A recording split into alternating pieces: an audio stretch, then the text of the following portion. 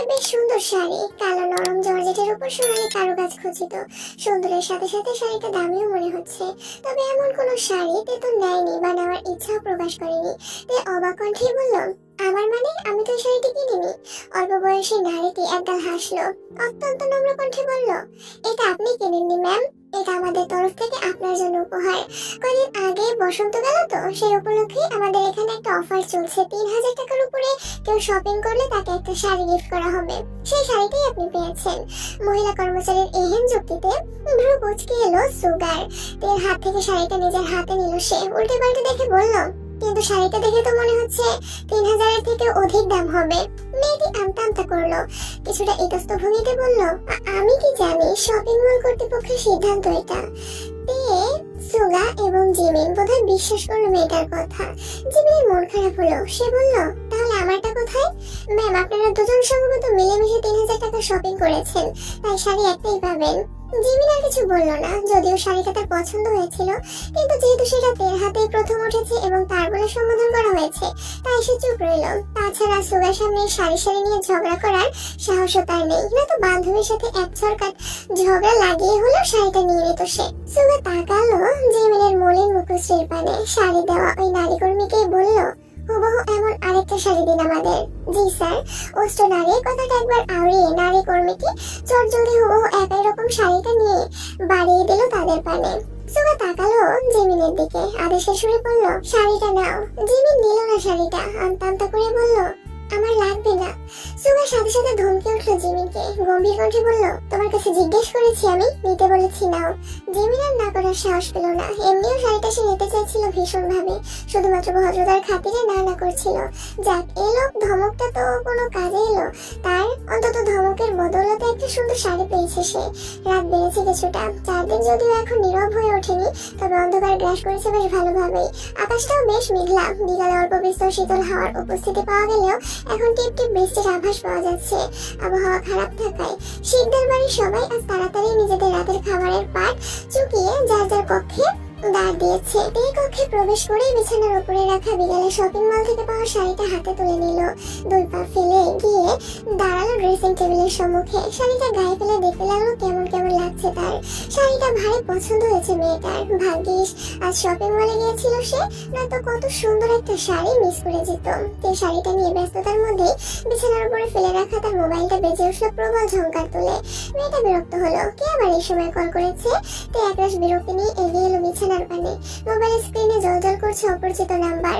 একবার রিসিভ করবে না ভেবেও কলটা রিসিভ করলো সে। যদি কেউ কোনো প্রয়োজনে কল করে থাকে তখন, তবে কল ধরে মেয়েটা নিজের ভিতরকার বিরক্তি ভাব প্রকাশ করলো না, বরং নম্র কণ্ঠে বলল, আসসালামু আলাইকুম, কে বলছেন? সাথে সাথে ওপাশ থেকে ভেসে এলো এক পুরুষালী গম্ভীর কণ্ঠস্বর। সালামের জবাব দিয়ে সে বলল, ওয়ালাইকুম আসসালাম। আমি কে এটা জানার আগে বলো, তোমাকে এই বয়সে মোবাইল কে দিয়েছে? কপাল কুঁচকে এলো তার। এই লোক এই মাঝ রাতে কল করে জবাব দিতে চাইছে, আর তেই বা কেন অপরিচিত কাউকে কৈফিয়ত দিবে? চরম বিরক্তি নিয়ে বলল, কে আপনি বলুন তো, আর এত রাতে কল করে এসব কি প্রশ্ন? আগে বলো তোমাকে এই বয়সে মোবাইল কে দিয়েছে? তুই চোখ মুখ খিচে বলল, বাবা দিয়েছে। হ্যাঁ, তা তো দিবেই, তোমার রাজাকার বাপটা আমার কপাল পোড়ানোর জন্য উঠে পড়ে লেগেছে দেখছি। এই রাজাকার, এইটুকু শুনেই তে বুঝে গেল কে হতে পারে এলো। দাঁতে দাঁত চাপলোতে কটমট করে বলল, এই ব্রিটিশ লোক, আপনি আমার নাম্বার কোথায় পেয়েছেন?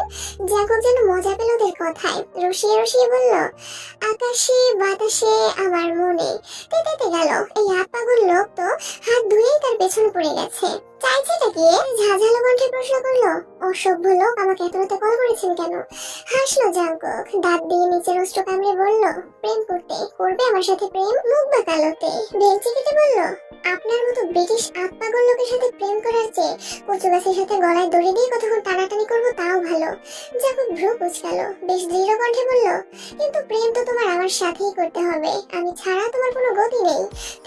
জ্বলে উঠলো, গর্জানো কণ্ঠে বলল, একদম বাজে কথা বলবেন না ব্রিটিশ পুরুষ। রাত বেরাতে একটা মেয়েকে কল করে এমন নির্লজ্জ মার্কা কথা বলতে লজ্জা করছে না আপনার? আপনাকে আমি ব্রিটিশ আত্মাগো ভেবেছিলাম, এখন দেখছি চরম অসভ্য বটে। আমি তোমার ভাবনার চেয়ে অধিক অসভ্য মুরগির বাচ্চা। ধীরে ধীরে ধীরে টের পাবে। ভেন্টি কাটলো, তার ছেলে স্বরে বলল, আপনার সাথে আর কথা হলে তো টের পাবো, আপনার সাথে আমার আর কখনো কথাই হবে না। জাঙ্কুক নিঃশব্দে হাসলো, ছোট একটা শ্বাস ফেলে বলল, আমাদের আবার দেখা হবে, কথা হবে। এই বিশালতার আকাশের নিচে ছোট্ট একটা ভালোবাসাময় ঘরে সুখের সংসার হবে। জাঙ্কুকের বলা প্রতিটা কথা মন দিয়ে শুনলোতে হৃদয়ে অদ্ভুত এক অনুভূতি করা লাগলো। সাথে সাথে হৃদস্পন্দনও গাঢ় হয়ে উঠতে শুরু করেছে ধীরে ধীরে। তবে পরক্ষণে বিভ্রান্ত হয়ে পড়লো মেয়েটা। এই পুরুষ কেন এত রাতে তাকে কল করে এসব প্রেমের বাক্য ওড়াচ্ছে?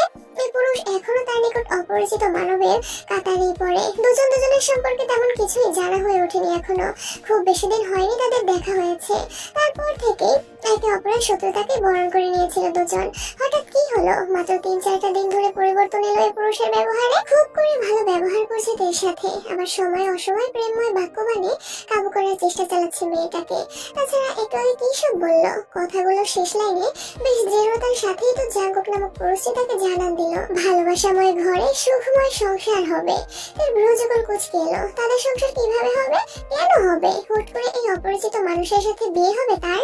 কোথা থেকে হুট করে উদয় হলো এই লোক? তিনি কেমন হাঁসফাঁস করে উঠলো, বিভ্রান্তপূর্ণ কণ্ঠে বলল, আমি রাখছি, আমাকে আর আপনি কখনো কল করবেন না, সাবধান। কথাটুকু বলে মেয়েটা খট করে কেটে দিল কলটা। জাঙ্কুক হাসলো, মেয়েটাকে বিরক্ত এবং বিভ্রান্ত করতে বেশ ভালোই লাগছে তার। জাঙ্কুক ভাবলো আবারও কল করবে তেকে, আর একটু বিরক্তও করবে, কিন্তু তার আগে হন্তদন্ত হয়ে কক্ষে প্রবেশ করলো যেহব। ব্যস্ত কণ্ঠে বলল, স্যার ওরা এসে গেছে। জাঙ্কুক পিছন ফিরে তাকালো, কপালে ভাঁজ ফেলে প্রশ্ন করলো, কারা এসে গেছে? যেহেতু তাড়াহুড়ো শুরু করলো, হড়বড়িয়ে বলল, গঙ্গীয় মির্জা যে আমাদের হাতে বন্দি তা তার দলের লোকেরা জেনে গেছে ইতিমধ্যেই। তার লেজ ধরেই রাজশাহী পর্যন্ত পৌঁছে গেছে ওরা। মুহূর্তে জাঙ্কুকের চোখ মুখে শক্ত হয়ে উঠল। গম্ভীর কণ্ঠে সে বলল, সিকিউরিটি বাড়িয়ে দে, যেটাকে যেখানে পাবি তুলে নিবি। একটা গাধার বাচ্চাও যেন রাজশাহী মাটিতে পড়ে না থাকে।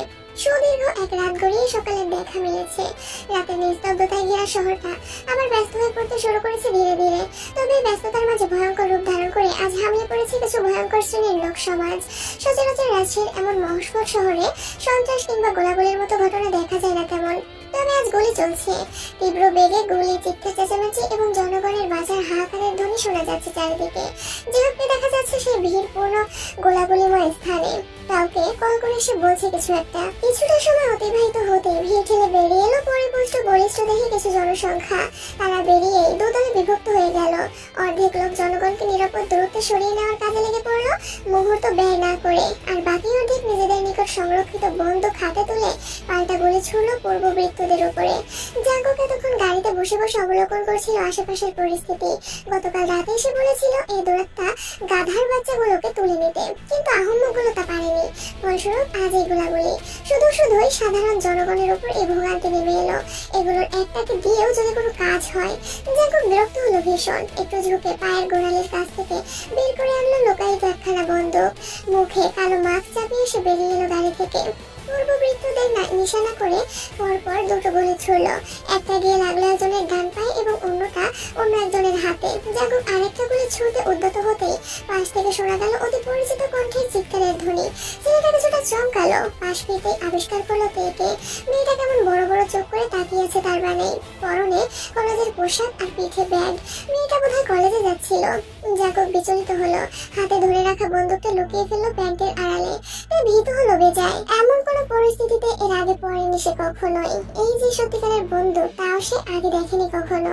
তাই তো হুট করে সম্মুখে এত গোলাগুলি, রক্তপাত, আহত, চিৎকার চেঁচামেচি, লোকজনের ছোটাছুটি দেখে ভীত হয়ে পড়েছে মেয়েটা। তার উপর আবার তার সম্মুখে দাঁড়িয়ে একটা লোক গুলি চালাচ্ছে কি দক্ষতার সাথে। এর ভীতির মধ্যে সে লক্ষ্য করলো তার সম্মুখে দাঁড়ানো এতক্ষণের গুলি চালানো লোকটা এগিয়ে আসছে তার পানে। মেয়েটা ভীত হলো আরো। লোকটা তার পানে কেন যাচ্ছে? তাকে গুলি চালাতে দেখে ফেলেছে বলে কি তাকে মেরে দেবে? এখন দিতেও পারে, এদের বিশ্বাস নেই কোনো। ভয়ে দুই পা পিছিয়ে গেল। কম্পিত কণ্ঠে বলল, আমাকে মারবেন না প্লিজ, আমার এখনো বিয়ে করা বাকি।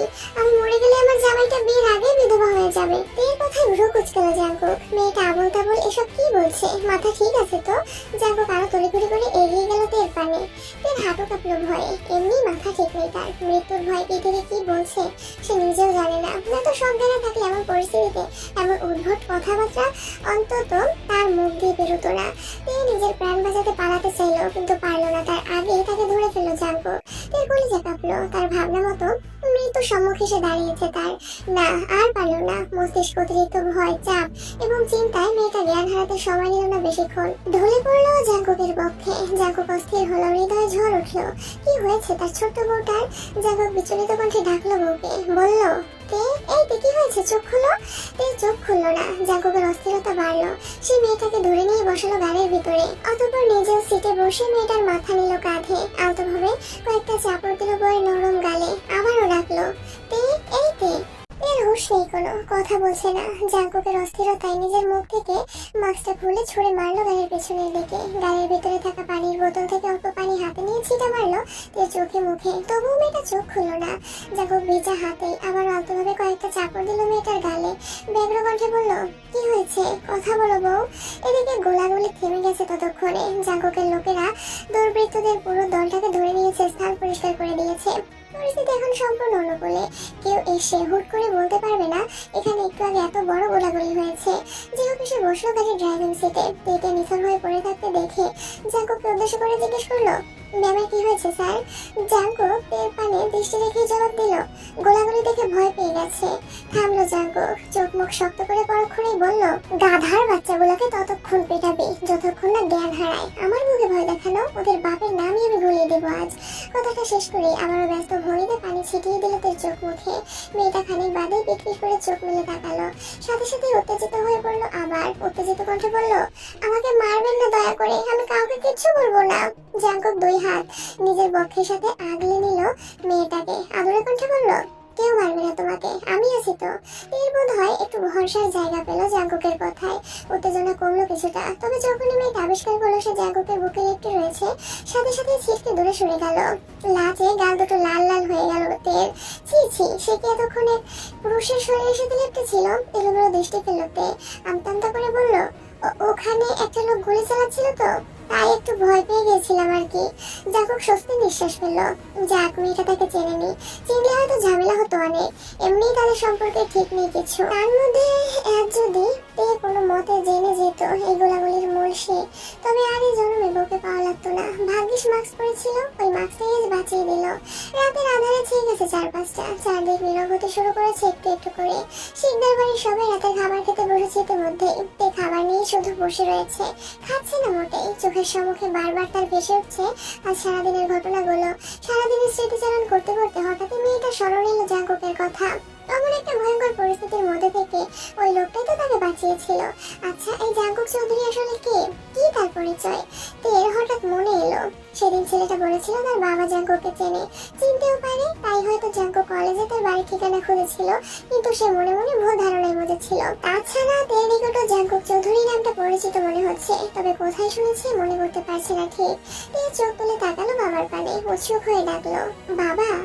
সোবিন সিগন্যাল খেতে খেতে জবাব দিল, কিছু বলবে?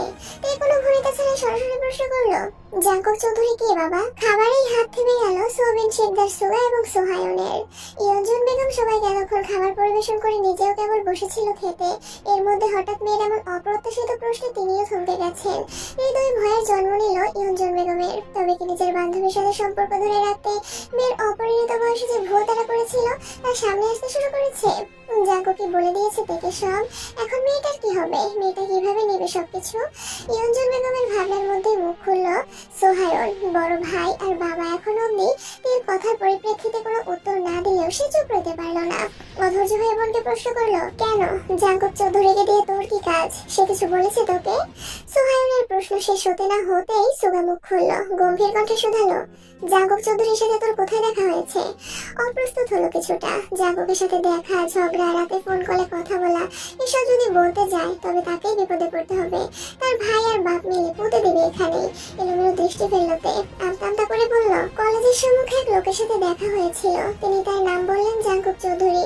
আমি চিনি না বলে জানাতেই সে বলল তোমার বাবা চিনে, তার কাছ থেকে আমার পরিচয় জেনে নিও। সোবিন শিকদার তাকালেন মেয়ের পানে, নিজেকে যথাসম্ভব স্বাভাবিক রেখে বললেন, আমি জানি না জাঙ্কুক চৌধুরীকে, এই নামে আমি কাউকে চিনি না। কথাটা শেষ করেই আবার খাওয়া শুরু করলেন বয়স্ক লোকটা। এমন ভাব যে সত্যি সে চেনে না জাঙ্কুক চৌধুরী নামে কাউকে। অবাক হলো কিছুটা। কেন যেন সুগা আর সোহায়নের জাঙ্কুকে নিয়ে আগ্রহ দেখে তার মনে হয়েছিল ছেলেটাকে তার পরিবার চেনে, অথচ সোবিন শিকদার বেশ স্বাভাবিক ভঙ্গিতেই বলে দিল সে চেনে না। মনের কোণে প্রশ্ন জাগলেও তো প্রকাশ করলো না তে। হতে পারে তার পরিবার সত্যিই চেনে না জাঙ্কুককে, ওই লোকটাই মিথ্যা বলেছে। এমনি আত্মাগল ব্রিটিশ লোক জাঙ্কুক চৌধুরী। তে দ্রুততার সাথে খাবার শেষ করে উঠে চলে গেল। এমনিও সারাদিনের ঘটনায় তার খাওয়া দাওয়ায় মনোযোগ ছিল না কোনো, তাই একটু আগে ভাগেই শেষ হয়েছে খাওয়া। অন্য সময় হলে হয়তো বাবা ভাইয়া কম খাচ্ছে কেন, খাবার নিচ্ছে না কেন, এত তাড়াতাড়ি উঠে যাচ্ছে কেন, এই নিয়ে হাজার খানেক প্রশ্ন তুলতো। শেষে জোর করে চেয়ারে বসিয়ে গান্ডে পিন্ডে দিলাতো। আজ অবশ্য তেমন কেউ কিছু না করায় বেশ চমকেছে তে, তবে চুপচাপ সরে পড়েছে। এখানে এ নিয়ে প্রশ্ন করা মানে নিজের পায়ে নিজে কুড়াল মারা। পরে দেখা যাবে তার প্রশ্নের পরিপ্রেক্ষিতে তাকে ধরে বেঁধে খাওয়ানো শুরু করেছে। তে যেতেই সুগা এবং সোহায়ন যেন হামলে পড়লো বাবার উপরে। এতক্ষণ তারা এখান থেকে তে সরার অপেক্ষাতেই ছিল।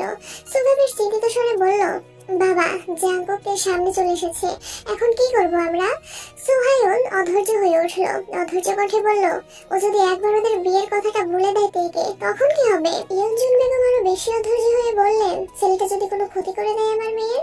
সোবিন শিকদার বুঝলেন নিজের স্ত্রী এবং ছেলেদের ব্যাকুলতা, তবে তার মধ্যে তেমন একটা বিচলিত ভাব দেখা গেল না, বরং বেশ থমথমে কণ্ঠে তিনি বললেন, বিষয়টা নিয়ে ভাবতে দাও আমাকে। বেলা গড়িয়েছে কিছুটা, চারদিকটা সূর্যের ফুটফুটে উজ্জ্বল আলোয় ভরে উঠেছে। ঘড়ির কাঁটায় টিকটিক করে জানান দিচ্ছে সকাল 9টা। তোর কলেজের সময় হয়ে এসেছে। মেয়েটা খেয়ে দিয়ে কলেজের উদ্দেশ্যে তৈরি হয়ে বেরিয়ে এলো নিজের কক্ষ থেকে, কিন্তু কক্ষে আসতেই মুখোমুখি হলো সোবিন শিকদারের। ওই অবশ্য নতুন কিছু নয়, তোর কলেজে যাওয়ার সময় প্রায়ই সোবিন শিকদার বসে থাকেন বসার কক্ষে, মাঝে মাঝে পত্রিকা পড়ে, আবার মাঝে মাঝে টিভিতে খেলা বা নিউজ দেখে। তার ব্যবসার কাজ এখন বেশিরভাগই দুই ছেলে সামলায়, মাঝে মাঝে শুধুমাত্র ব্যবসা একটু উকি দিতে যান তিনি।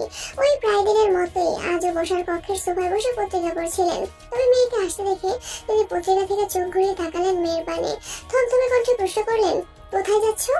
ভরকে গেল খানিকটা। সে যে প্রতিদিন এই সময় কলেজে যায় তা তো জানে তার বাবা। তাছাড়া এই মুহূর্তেও তার শরীরে কলেজের পোশাক আর তার পিঠে ব্যাগ। তারপরও জিজ্ঞেস করছে কেন? তে নিজের ভরকারও ভাব প্রকাশ করলো না বাবার সম্মুখে, নমনীয় কণ্ঠে বলল, কলেজে বাবা।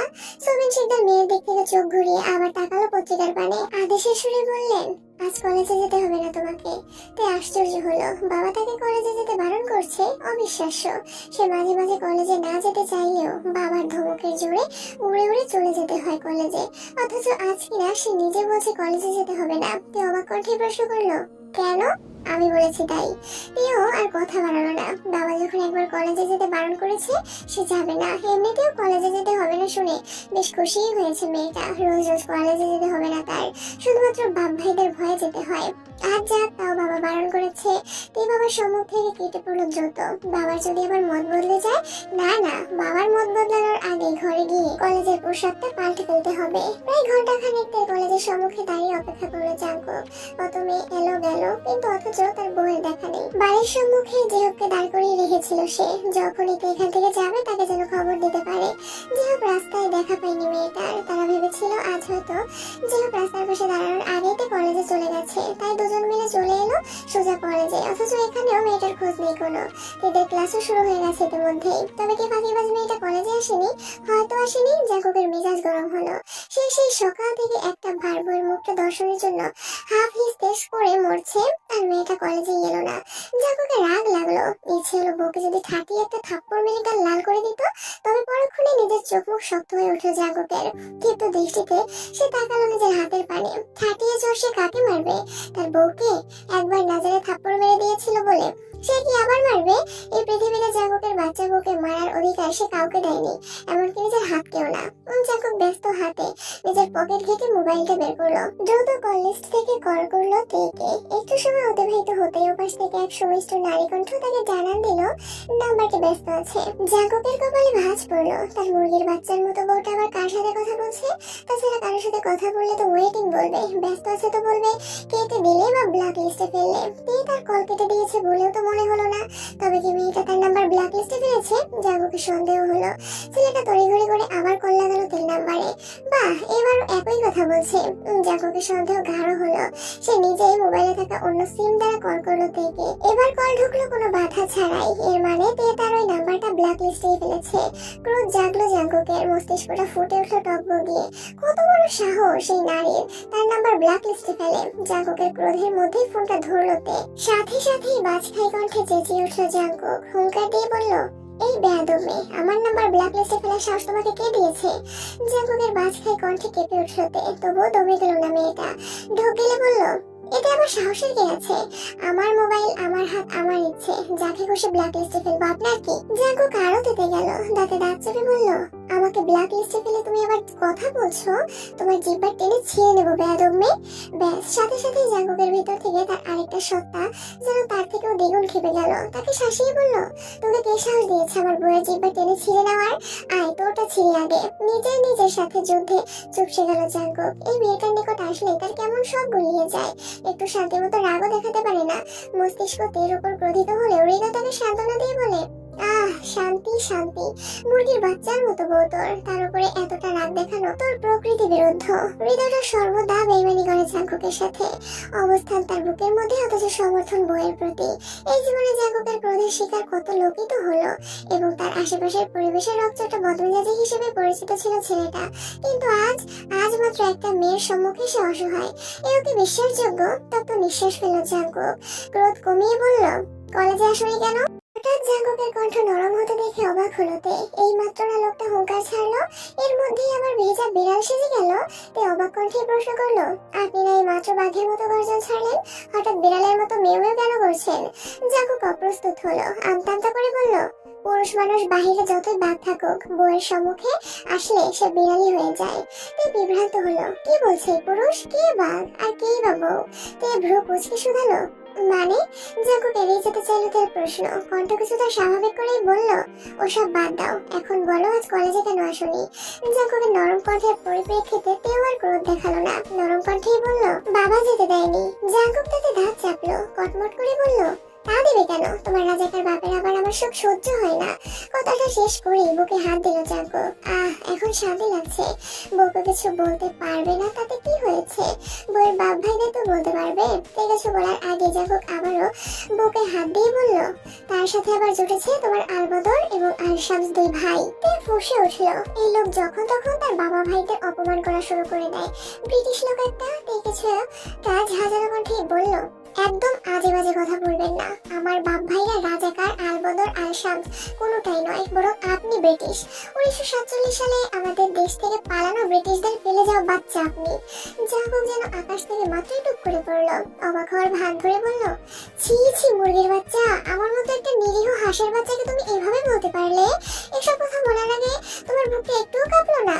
এই লোকের অভিনয় দেখে আর আশ্চর্য না হয়ে পারলো না। মিনিটে ভুল বদলায় এই আত্মগোল লোকটা। তে কপাল টান করলো, কাট কণ্ঠে বলল, না কাঁপেনি। আমার বাপ ভাইকে রাজাকার, আলবদর আর আলশামস বলতে আপনার যেমন বুক কাঁপেনি, তেমন আমারও আপনাকে ব্রিটিশ বলতে একটু বুক কাঁপেনি।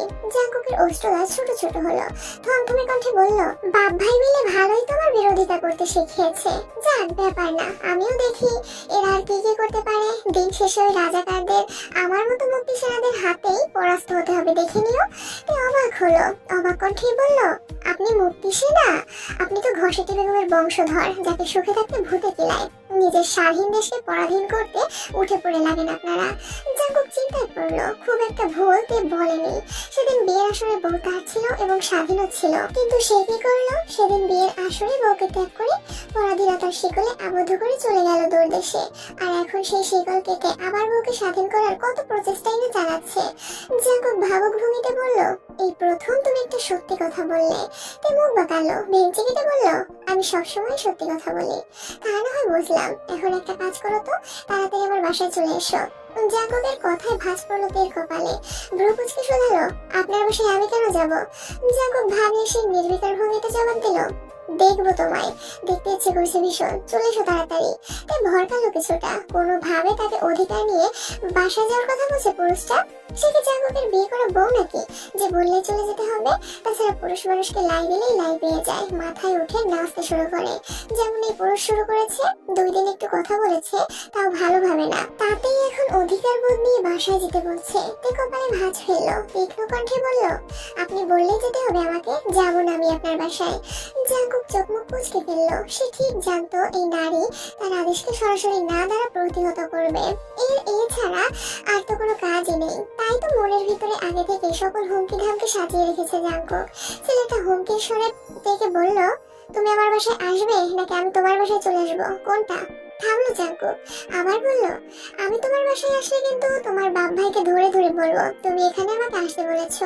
আমি কিছুতেই আসতে চাইছিলাম না, কিন্তু তোমার নাকি আমাকে অনেক দেখতে ইচ্ছে করছে, তাই জোর করে এনেছো। বোকা বনে গেল। এসব কথা সে কখন বললো? ছেলেটা বানিয়ে বানিয়ে কেমন মিথ্যা বলছে। চোখ বড় বড় করে বলল, আমি এসব কখন বললাম? মিথ্যাবাদী লোক একটা। সেটা তো তুমি জানো আর আমি জানি, আর কেউ তো আর জানে না। তেতে গেল, কটমট করে বলল, বাবা তাহলে ঠিকই বলেছে, আপনি কিন্তু আমাকে মিথ্যা বলে ঘুরিয়েছেন। জাঙ্কুক ভ্রু কুঁচকালো, কপালে ভাঁজ ফেলে প্রশ্ন করলো, তোমার বাবা তোমাকে নিয়ে আবার কি বলেছে? অতটা ভাবলো না, সরল মনে জবাব দিল, বাবা বলেছেন তিনি আপনাকে চেনেন না, অথচ আপনি সেদিন গাড়িতে বলেছিলেন আমার বাবা আপনাকে ভালোভাবে চেনেন। জাঙ্কুকের কপালে হাতটা ভাঁজ হলো। সে তো আগে থেকেই জানতো এই কথা। ওই প্রথম যেদিন শ্বশুরের সাথে তার সাক্ষাৎ হলো, সেদিনই তো সে বলেছিল রাজাকাররা ভালো মানুষ চেনে না। এ আর নতুন কি? জাঙ্কুক এর কথায় ততটা পাত্তা দিল না। মেয়েটাকে আবার হুমকি দিয়ে বলল, আমার বাসায় আসবে নাকি আমি তোমার বাসায় আসবো? গাড়িতেই আছি আমি, গাড়িটা আমার বাসার সম্মুখে না থামিয়ে সোজা তোমার বাসার সম্মুখে থামাবো বলে দিলাম। তে ভয় পেয়ে গেল। এই আত্মাকুল লোক যদি একবার তার বাড়িতে চলে আসে, তাহলেই তো বাড়িতে কুরুক্ষেত্র বেঁধে যাবে। তারপর যদি আবার ওইসব বানিয়ে বানিয়ে মিথ্যা বলে, তবে তো আজ মরতে হবে নির্ঘাত। তে তাড়াহুড়ো করলো, ব্যস্ত হয়ে বলল, আসছি আমি, এক্ষুনি আসছি। জাঙ্কুক বাঁকা হাসলো, হাত ঘুরিয়ে পানে একবার তাকিয়ে বলল, তাড়াতাড়ি এসো, আমি অপেক্ষা করছি তোমার। কথাটা বলে কল কাটলো জাঙ্কুক। তে পড়লো মহা চিন্তায়। ভয়ে তো বলে দিল সে যাবে, কিন্তু জাঙ্কুকের বাসায় যেতেও কেমন ভয় ভয় লাগছে। অত বড় ফ্ল্যাটে মাত্র 2 জন পুরুষের বসবাস, সেখানে একা একটা মেয়ে যাবে, যদি ওরা খারাপ কিছু করার চেষ্টা করে এদের সাথে। যদিও মেয়েটার মনে হচ্ছে না জাঙ্কুক এমন কিছু করতে পারে, তবুও এই অতি আধুনিক সভ্যতায় বিশ্বাস করতে কি আছে? দীর্ঘদিনের অতি পরিচিত মানুষগুলো হুট করে নিজের রূপ বদলে নিতে দুবার ভাবে না। সেখানে জাঙ্কুক তো অপরিচিত এক পুরুষ, আবার না গিয়েও উপায় নেই কোনো। ছেলেটা একবারে বাড়িতে চলে আসলে বিপদ বাড়বে বই কমবে না। মনের মধ্যে একরাশ চিন্তা নিয়ে উঠে দাঁড়ানোতে কলেজ ব্যাগের মধ্যে থেকে মরিচ গুলিয়ে রাখা একটা স্প্রের বোতল রাখলো তার কাঁধ ব্যাগে। নিজের নিরাপত্তার জন্য ব্যাগে সর্বদা এই মরিচ গুলানো স্প্রে রাখেতে আজও সে বোতল নিয়ে নিল নিজের নিরাপত্তার জন্যই। যদি জাঙ্কুক বা যে হোক তার সাথে অপ্রত্যাশিত কিছু করার চেষ্টা করে, তবে সেও এর প্রয়োগ করবে। মনের মধ্যে আকাশ পাতাল ভাবতে ভাবতে নিজের কক্ষ থেকে বেরিয়ে এলো মেয়েটা। বসার কক্ষে এসে সে আবারও মুখোমুখি হলো বাবার। সেই যে লোকটা এখানে বসেছে আর ওঠেনি। তাকে দেখে ভ্রু কুঁচকালেন সোবিন শেখদার। থমথমে কণ্ঠে বললেন, আবার কোথায় যাচ্ছ? তে অপ্রস্তুত হলো, আমতা আমতা করে বলল, এই তো সামনের বিল্ডিং এ। আমার নতুন এক বান্ধবী ওই বিল্ডিং এ বাসা ভাড়া নিয়েছে। কলেজে গেলাম না, ঘরে একা একা বসে ভালো লাগছিল না, তাই ভাবলাম ওর বাসা থেকে একটু ঘুরে আসি। সুবিন শিকদার মেয়েকে সন্দেহ করলেন না, উল্টো তিনি চাইছিলেন মেয়ে এই মুহূর্তে ঘরের বাইরে থাক। আবার বাইরে গেলে যদি জাঙ্কুকের সাথে দেখা হয়ে যায় সেই ভয়ে কলেজে যেতে দেয়নি।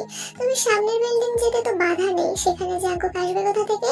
প্রথমে একবার ভাবলেন মেয়েকে এমনিই যেতে দিবে, কিন্তু পরক্ষণে কি ভেবে আবার সোফা ছেড়ে উঠে দাঁড়ালেন লোকটা। তাকে উদ্দেশ্য করে বললেন, চলো আমি দিয়ে আসছি তোমাকে। চমকালো, ভয় ডানা বাঁধলো তার হৃদয়ে।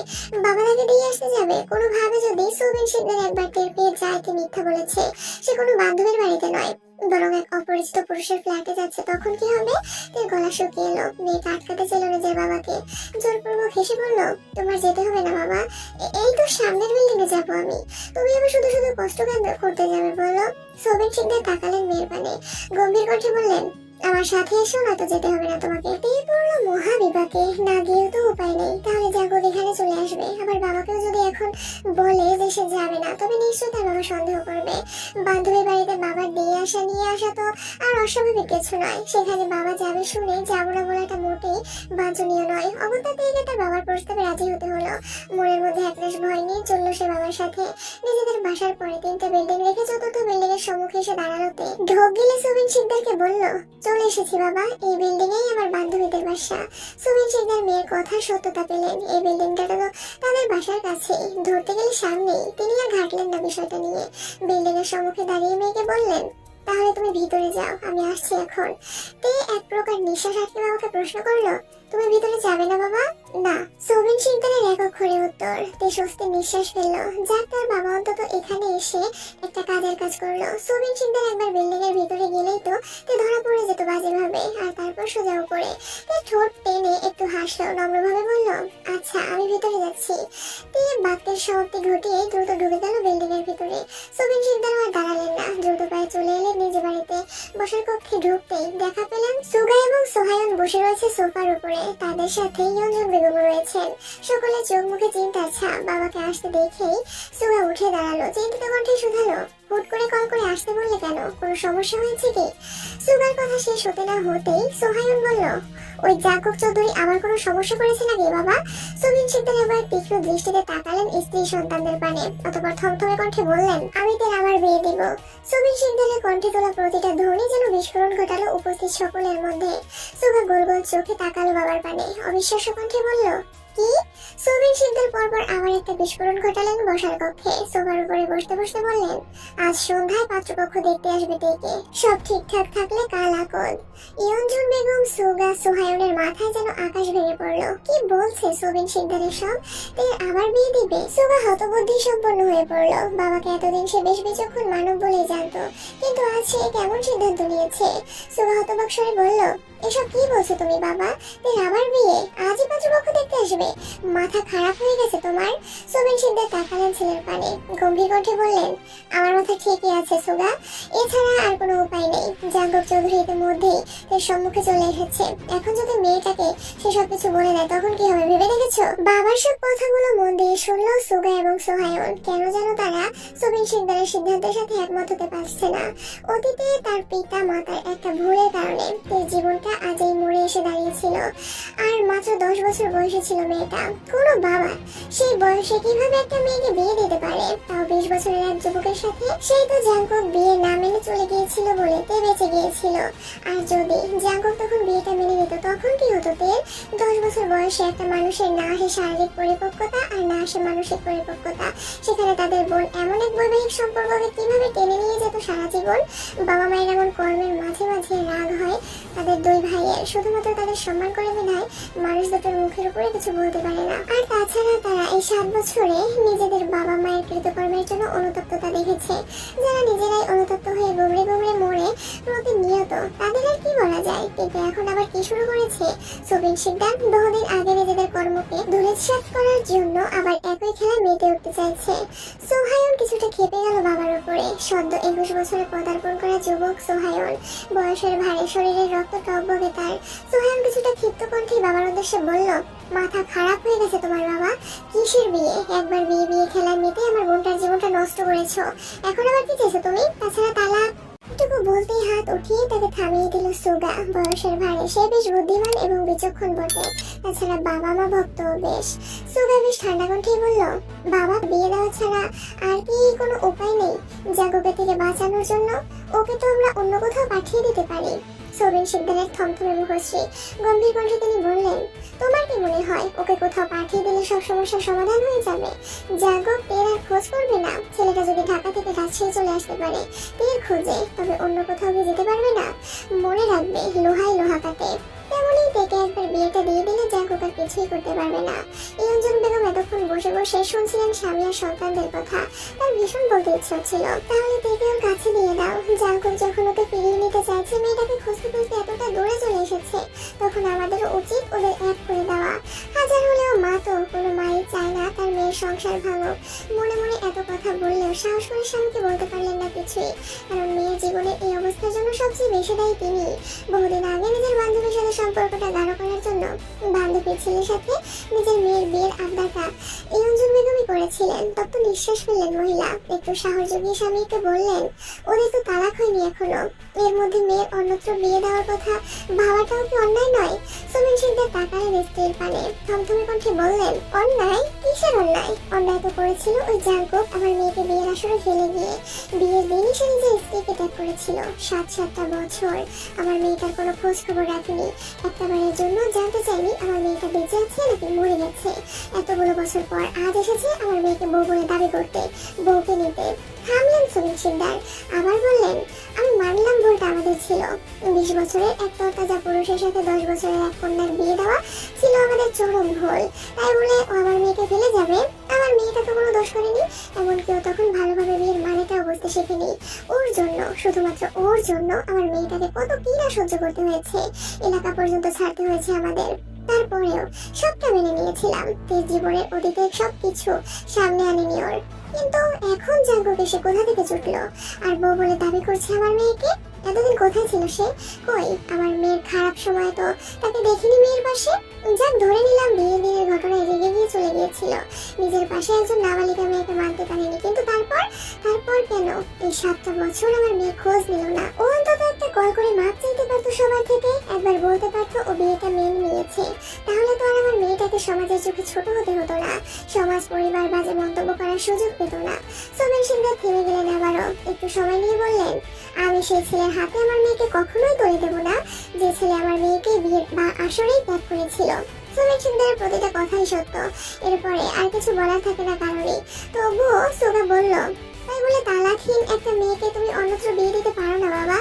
এমনি ওদের বিয়ে রেজিস্ট্রি হয়নি, তখন এর বয়স ছিল মাত্র 10 বছর। এত অল্প বয়সে বিয়ে আইনে বহির্ভূত। ইয়ঞ্জন বেগম ইতস্তত করলেন, আমতা আমতা করে বললেন, তবুও তালাকের একটা ব্যাপার আছে, শরীয়ত মোতাবেক তো বিয়ে হয়েছিল ওদের। সুমিত শিকদার তীক্ষ্ণ দৃষ্টিতে তাকালেন স্ত্রীর পানে, তীক্ষ্ণ কণ্ঠে বললেন, তা আমি বুঝে নিব, তালাক দিয়েই আমি বিয়ে দেবো আমার মেয়ের। তবে পাত্রপক্ষ আজ সন্ধ্যায় থেকে দেখতে আসবে, তা জেনে রাখো। দাঁড়িয়ে আছে জাঙ্কুকের ফ্ল্যাটের দরজার সম্মুখে, ভিতরে ঢুকবে নাকি ঢুকবে না দ্বিধাদ্বন্দ্বে ভুগছে মেয়েটা। এই দ্বিধাদ্বন্দ্বের মধ্যেই খুলে গেল দরজাটা। মেয়েটা প্রথমে ভরকে গেল, পরক্ষণে সামনে নিল নিজেকে, চোখ তুলে সম্মুখ পানে তাকিয়ে দেখলো জাঙ্কুক হাসি মুখে দাঁড়িয়ে আছে। আমতা আমতা শুরু করলো, তবে সে কিছু বলার আগেই জাঙ্কুক বলল, এত দেরি করলে কেন? সে কখন থেকে তোমার অপেক্ষা করছি। ভ্রু কুঁচকালো, কপালে ভাঁজ ফেলে বলল, আপনার সাথে কথা বলার বড়জোর 15 মিনিটের মধ্যে এসেছি আমি, এটা দেরি? জাঙ্কুক মৃদু হাসলো, অতঃপর বলল, তোমার অপেক্ষায় কাটানো প্রতিটা মুহূর্ত যে কতটা ব্যথাদায়ক তা যদি তুমি একটা বার বুঝতে, তবে আর আমাকে কোনো প্রশ্ন করতে না। কথার ইটিতে গিয়ে তত্ত্ব নিঃশ্বাস ফেলল ছেলেটা, দরজা থেকে সরে গিয়ে আবার বলল, এসো ভিতরে এসো। ভিতরে গেল, কাঁধ ব্যাগটা বসার কক্ষের সোফায় রাখতেই তাকে তাড়া দিল জাঙ্কুক। ফটফট করে বলল, বসবে পরে, আগে রান্নাঘরে চলো। ভ্রু কুঁচকালো, সন্ধিহান কণ্ঠে বলল, রান্নাঘরে কেন যাব? আমি কিন্তু রান্নাটা একদম পারি না। আপনি যদি আমাকে এখানে রান্না করার উদ্দেশ্যে এনে থাকেন, তবে বলে রাখি আপনি ভুল স্থানে ভুল কার্যক্রম চালাতে চাইছেন। এর কথায় জাঙ্কুক শরীর দুলিয়ে হাসলো, রান্নাঘরে রেখে যেতে যেতে বলল, তোমাকে রান্না করতে হবে না, আমি রান্না করবো, তুমি চেয়ে চেয়ে শুধু দেখবে। এসো তাড়াতাড়ি। অবাক হলো, অবাক সুরেই প্রশ্ন করলো, আপনি রান্না করতেও পারেন? পারি তো, ইংল্যান্ডে যখন ছিলাম তখন তো একা একাই রান্না করে খেয়েছি। হাসলো তৎক্ষণাৎ, মুখে হাত দিয়ে বলল, আপনি ইংল্যান্ডে থাকতেন? তবে আপনাকে ব্রিটিশদের বংশধর বলে ভুল করিনি তো? জাঙ্কুক শীতল দৃষ্টিতে তাকালো তেল পানে, মৃদু হেসে বলল, তুমি কখনো ভুল করনি, যা ভুল ছিল আমার ছিল, আর তার শাস্তিও ভোগ করছে ভীষণ বাজে ভাবে।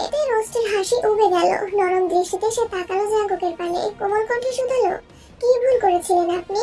জাঙ্কুক হাসলো আবারও, ভীষণ সূক্ষ্মভাবে এড়িয়ে যেতে চাইল তার প্রশ্নটা। একটা ঝুড়িতে কিছু চাল নিয়ে সে হাতে ধরিয়ে দিল মেয়েটার, মুখ বাঁকিয়ে বলল, আমি রান্না করবো আর তুমি শুধুমাত্র বসে বসে খাবে, তা তো চলবে না। চালটা ধুয়ে নিয়ে এসো তাড়াতাড়ি। কথা বাড়ালো না, বাধ্য মেয়ের মতো চাল ধুতে শুরু করলো। খানিক সময়ের ব্যবধানে চাল ধোয়া শেষ করে মেয়েটা খেয়াল করলো জাঙ্কুক একটা ছুরি দিয়ে সবজি কাটছে। এগিয়ে গেল সেদিকে, জাঙ্কুককে বলল, দিন আমি করছি, আপনি বরং রান্না চাপান।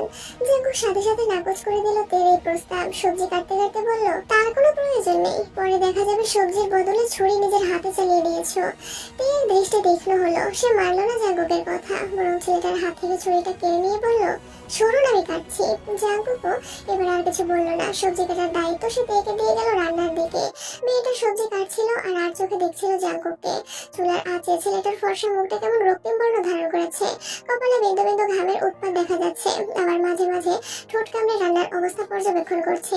যেন জাঙ্কুকের এই রূপেই হারিয়ে গেল মুহূর্তেই, মুগ্ধ হলো তার দৃষ্টি। এতদিন ঝগড়ায় নিজের ক্রাশ খাওয়াকে দমিয়ে রাখলেও আজ আর পারলো না, ছোটখাটো একটা ক্রাশ খেয়ে বসলো জাঙ্কুকের উপরে, আর সাথে বেখেয়ালিতে নিজের হাতটাও কেটে বসলো অবশেষে। সে সত্যিই জাঙ্কুককে দেখতে গিয়ে সবজির বদলে হাতে ছুরি ছুরি চালিয়ে দিয়েছে। তবে খুব বেশি কাটার আগেই লাফিয়ে দূরে সরে গেল মেয়েটা। কণ্ঠে তুলল আহমূলক ব্যথাতুর ধ্বনি। হকচকালো জাঙ্কুক চুলার দিকে থেকে পাশ ফিরে তাকিয়ে দেখল তার বাম হাত কেটে লাল রক্তের আভাস দেখা দিয়েছে। অস্থির হয়ে উঠল ছেলেটা, দ্রুত এলো তের নিকট। মেয়েটার কাটা হাতখানা ধরে বিচলিত কণ্ঠে বলল, কি হয়েছে দেখি। জাঙ্কুকের আকস্মিক স্পর্শে কিছুটা অপ্রস্তুত হলোতে সে নিজের হাতটা সরিয়ে নিতে চাইল ছেলেটার হাত থেকে। আমতা করে বলল, কিছু হয়নি। হাত নিয়ে তে মোড়ামুড়িতে বিরক্ত হলো জাঙ্কুক।